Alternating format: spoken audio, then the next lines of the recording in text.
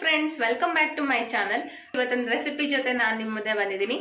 So ಒಂದು simple ಆಗಿರುವಂತ ಒಂದು ತಿಂಡಿ ಅಂತಾನೆ ಹೇಳ್ಬೋದು. ಸೊ ಏನಪ್ಪಾ ಅದು ಅಂತ ಹೇಳಿದ್ರೆ, ನೀವು ಆಲ್ರೆಡಿ ತಮ್ಮನೇಲಲ್ಲೇ ನೋಡಿನೇ ನಿಮಗೆ ಗೊತ್ತಾಗಿರುತ್ತೆ. ಸೊ ಕ್ಯಾಪ್ಸಿಕಮ್ ರೈಸ್ ಅಂದ್ರೆ ಎಲ್ಲರೂ ಮಾಡ್ತಾರೆ, ಬಟ್ ಒಬ್ಬೊಬ್ರು ಒಂದೊಂದು ಟೇಸ್ಟ್ ಅಲ್ಲಿ ಮಾಡ್ತಾರೆ. ಸೊ ನಾನು ಯಾವ ರೀತಿ ಮಾಡ್ತೀನಿ ಅಂತ ನಾನು ನಿಮ್ ಜೊತೆ ಶೇರ್ ಮಾಡ್ಕೋತೀನಿ. ಸೊ ತುಂಬಾನೇ ಚೆನ್ನಾಗಿರುತ್ತೆ. ಬೆಳಿಗ್ಗೆ ಅಂತೂ ತುಂಬಾನೇ ಇಷ್ಟಪಟ್ಟು ತಿಂತಾರೆ.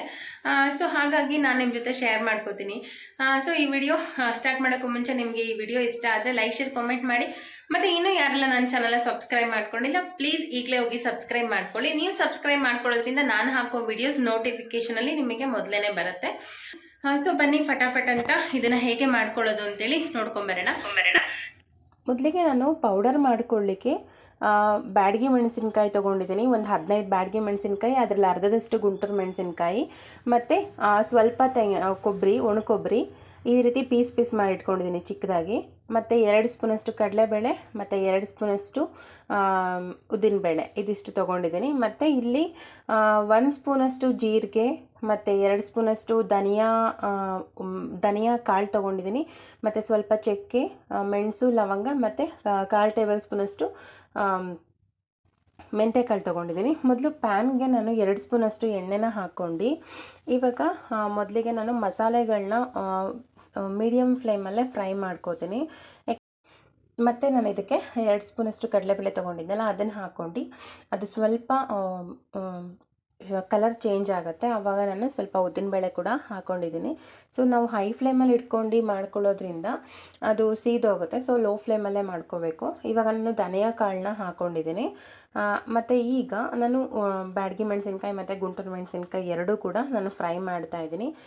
ಸೊ ಇವಾಗ ಕೊಬ್ಬರಿನೂ ಕೂಡ ಹಾಕ್ಕೊಂಡಿದ್ದೀನಿ. ಸೊ ಇದೆಲ್ಲ ಫ್ರೈ ಮಾಡ್ಕೊಳ್ಳುವಾಗ ನಾವು ಯಾವಾಗಲೂ ಲೋ ಫ್ಲೇಮಲ್ಲೇ ಇಟ್ಕೋಬೇಕು. ಸೊ ಹೈ ಫ್ಲೇಮಲ್ಲಿ ಇಟ್ಕೊಳ್ಳೋದ್ರಿಂದ ಸೀದೋಗುತ್ತೆ. ಸೀದೋದ್ರೆ ಅದು ಒಂಥರ ಸೀದಿರೋ ಸ್ಮೆಲ್ ಬರುತ್ತೆ. ಸೊ ಹಂಗಾಗಿ ಲೋ ಫ್ಲೇಮಲ್ಲೇ ಈ ರೀತಿ ಸ್ವಲ್ಪ ಫ್ರೈ ಮಾಡಬೇಕು. ಈ ರೀತಿ ಫ್ರೈ ಎಲ್ಲ ಮಾಡಿದ್ದಾದಮೇಲೆ ಇದನ್ನು ನಾನು ಒಂದು ಪ್ಲೇಟ್ಗೆ ಶಿಫ್ಟ್ ಮಾಡ್ಕೋತೀನಿ. ಸೊ ಇಷ್ಟೇ, ಇದು ಪೌಡರ್ ಇದನ್ನು ನಾವು ಸ್ವಲ್ಪ ತಣ್ಣಗಾದ್ಮೇಲೆ ನಾವು ಪೌಡರ್ ಮಾಡಿಕೊಂಡ್ರೆ ಆಯಿತು. ಸೊ ಇದು ಅದು ಉರಿವಾಗಲೇ ಸ್ಮೆಲ್ ತುಂಬಾ ಚೆನ್ನಾಗಿರುತ್ತೆ. ಸೊ ಈ ರೀತಿ ನಾವು ಸ್ಟವ್ ಆಫ್ ಮಾಡ್ಕೊಂಡು ಫಸ್ಟ್ ನಾನು ಒಂದು ಪ್ಲೇಟ್ಗೆ ಶಿಫ್ಟ್ ಮಾಡ್ಕೋತೀನಿ. ಏಕೆಂದರೆ ಡೈರೆಕ್ಟ್ ಜಾರ್ಗೆ ಹಾಕೋದ್ರಿಂದ ಬಿಸಿ ಇರುತ್ತೆ. ಸೊ ನೀಟಾಗಿ ಪೌಡರ್ ಆಗೋಲ್ಲ. ಹಾಗಾಗಿ ಫಸ್ಟ್ ಪ್ಲೇಟ್ಗೆ ಹಾಕ್ಕೊಂಡು ತಣ್ಣಗಾದ್ಮೇಲೆ ನಾವು ಇದನ್ನು ಪೌಡರ್ ಮಾಡ್ಕೋಬೇಕಾಗತ್ತೆ. ಸೊ ನೋಡಿ, ಎಲ್ಲದೂ ಕೂಡ ಫ್ರೈ ಆಗಿದೆ. ಸೊ ನೀಟಾಗೆ ಎಲ್ಲ ಹುರ್ಕೊಂಡಿದ್ದೀನಿ. ಸೊ ಇದು ಹುರಿವಾಗಲೇ ಘಮ ತುಂಬಾ ಚೆನ್ನಾಗಿರುತ್ತೆ. ಸೊ ಇವಾಗ ತಣ್ಣಗಾದ್ಮೇಲೆ ನಾನು ಮಿಕ್ಸಿ ಜಾರಿಗೆ ಕೂಡ ಹಾಕ್ತಾ ಇದ್ದೀನಿ.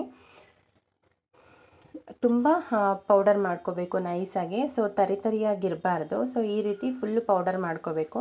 ಮತ್ತು ಅದೇ ಪ್ಯಾನ್ಗೆ ನಾನು ಇವಾಗ 2 ಸ್ಪೂನಷ್ಟು ಎಣ್ಣೆ ಹಾಕ್ಕೊಂಡಿದ್ದೀನಿ. ಸೊ ಇದಕ್ಕೆ ಇದ್ರ ಜೊತೆ 2 ಸ್ಪೂನ್ ತುಪ್ಪ ಹಾಕಿದ್ರೂ ಕೂಡ ಟೇಸ್ಟ್ ಚೆನ್ನಾಗಿರುತ್ತೆ.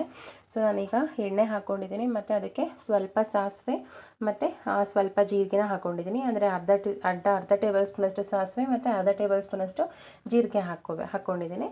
ಮತ್ತು ಇದಕ್ಕೆ ನಾನು ಮತ್ತೆ 1 ಟೇಬಲ್ ಸ್ಪೂನಷ್ಟು ಉದ್ದಿನಬೇಳೆನ ಹಾಕ್ಕೊಂಡು ಫ್ರೈ ಮಾಡ್ಕೋತಾ ಇದ್ದೀನಿ.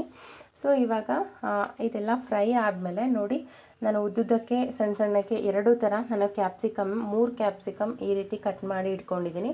ಸೊ ಇದು ಫ್ರೈ ಆದಮೇಲೆ ನಾನು ಕ್ಯಾಪ್ಸಿಕಮ್ನ ಇದಕ್ಕೆ ಹಾಕ್ತಾ ಇದ್ದೀನಿ. ಸೊ ಇದು ಯಾವಾಗಲೂ ಫ್ರೈ ಮಾಡುವಾಗ ಒಂದು ಮೀಡಿಯಮ್ ಫ್ಲೇಮಲ್ಲೇ ಇಟ್ಕೊಳ್ಳಿ. ಲೋನೂ ಬೇಡ, ಹೈನೂ ಬೇಡ, ಮೀಡಿಯಮ್ ಫ್ಲೇಮಲ್ಲೇ ಇರಲಿ ಇದು. ಸೊ ಈ ರೀತಿ ಮೀಡಿಯಮ್ ಫ್ಲೇಮಲ್ಲೇ ಮಾಡ್ಕೊಳ್ಳೋದ್ರಿಂದ ಸೀದೋಗೋದು ಇಲ್ಲ ಮತ್ತು ಸ್ಮೆಲ್ಲು ಕೂಡ ಬರಲ್ಲ, ತುಂಬಾ ಚೆನ್ನಾಗಿರುತ್ತೆ. ಸೀದರ ಸ್ಮೆಲ್ ಬಂದರೆ ತಿಂಡಿ ಟೇಸ್ಟೇ ಚೇಂಜ್ ಆಗೋಗ್ಬಿಡುತ್ತೆ. ಸೊ ಹಾಗಾಗಿ ಸ್ವಲ್ಪ ಹೊತ್ತು ಫ್ರೈ ಮಾಡಿದ್ಮೇಲೆ ನಾನು ಇದಕ್ಕೆ ರುಚಿಗೆ ತಕ್ಕಷ್ಟು ಉಪ್ಪನ್ನು ಕೂಡ ಹಾಕ್ಕೊಂಡಿದ್ದೀನಿ. ಮತ್ತು ಒಂದು 1/4 ಟೇಬಲ್ ಸ್ಪೂನಷ್ಟು ಅರಿಶಿನ ಪುಡಿ ಕೂಡ ಹಾಕ್ಕೋತಾ ಇದ್ದೀನಿ. ಉಪ್ಪನ್ನ ನಾವು ನೋಡಿ ಹಾಕ್ಕೋಬೇಕಾಗತ್ತೆ, ಏಕೆಂದರೆ ರೈಸ್ಗೂ ಕೂಡ ನಾವು ಉಪ್ಪು ಹಾಕ್ಕೊಂಡಿರ್ತೀವಿ. ಸೊ ಅದಾದಮೇಲೆ ಸ್ವಲ್ಪ ಹೊತ್ತು 1 ನಿಮಿಷ ನಾವು ಲಿಡ್ ಕ್ಲೋಸ್ ಮಾಡಿ ಮುಚ್ಚಿ ಬೇಯಿಸಿಟ್ಟಾದಮೇಲೆ ಸೊ ಈ ರೀತಿ ಸ್ವಲ್ಪ ಹುಣಸೆ ಹುಳಿನ ನಾನು ಇದಕ್ಕೆ ಹಾಕ್ಕೋತಾ ಇದ್ದೀನಿ. ಸೊ ಹುಣಸೆ ರಸ ಹಾಕೋದ್ರಿಂದ ಟೇಸ್ಟ್ ತುಂಬಾ ಚೆನ್ನಾಗಿರುತ್ತೆ. ಸೊ ಹುಣಸೆ ರಸ ಹಾಕಿದ್ಮೇಲೆ ಸ್ವಲ್ಪ ಹೊತ್ತು ಫ್ರೈ ಮಾಡಿ ಇದಕ್ಕೆ ನಾನು ಪುಡಿ ಮಾಡ್ಕೊಂಡಿರೋವಂಥ ಪೌಡರ್ ಇತ್ತಲ್ಲ, ಸೊ ಈಗ ಜಸ್ಟ್ ಪುಡಿ ಮಾಡ್ಕೊಂಡಿದ್ದ ಪೌಡರ್ನ ನನಗೆ 2 ಸ್ಪೂನಷ್ಟು ಪೌಡರ್ನ ಹಾಕ್ಕೊಂಡಿದ್ದೀನಿ. ನಿಮಗೆ ಬೇಕಂದರೆ ಇನ್ನೂ ಸ್ವಲ್ಪ ಹಾಕ್ಕೋಬೋದು. ರೈಸ್ ಎಷ್ಟು ತೊಗೋತೀರಾ ಅದ್ರ ಮೇಲೆ ಡಿಪೆಂಡ್ ಆಗಿ ಆಗುತ್ತೆ.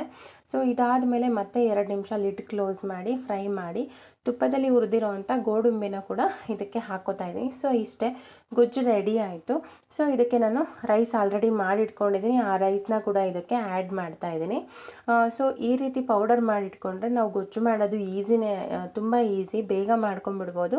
ಸೊ ರೈಸ್ ಮಾಡ್ಕೊಂಡು ಈ ಥರ ಗೊಜ್ಜು ಮಾಡ್ಕೊಂಡು ಕಲಿಸ್ಕೊಳ್ಳೋದ್ರಿಂದ ತುಂಬಾ ಟೇಸ್ಟಾಗಿರುತ್ತೆ. ಸೊ ನಾರ್ಮಲ್ ಚಿತ್ರಾನ್ನ ಎಲ್ಲ ಮಾಡ್ಕೋತೀವಲ್ವ, ಅದೇ ಥರನೇ ಮಾಡ್ಕೋಬೋದು.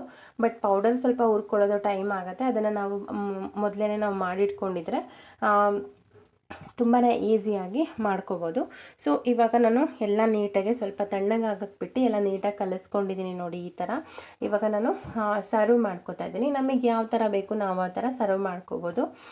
ಸೊ ಟೇಸ್ಟ್ ಮಾತ್ರ ಸಖತ್ತಾಗಿರುತ್ತೆ. ಕ್ಯಾಪ್ಸಿಕಮ್ಮು ಕೂಡ ಆರೋಗ್ಯಕ್ಕೆ ಒಳ್ಳೆಯದು, ಮತ್ತು ಬೆಳಗ್ಗೆ ಆದರೆ ಬೇಗನೆ ಆಗೋಗುತ್ತೆ. ಇದಕ್ಕೆ ನಾನು ನೆಂಚ್ಕೊಳ್ಳಿಕ್ಕೆ ಒಂದು ಹಪ್ಪಳ ಮತ್ತು ಬೆಂಡೆಕಾಯಿ ಫ್ರೈನ ಮಾಡ್ಕೊಂಡಿದ್ದೀನಿ.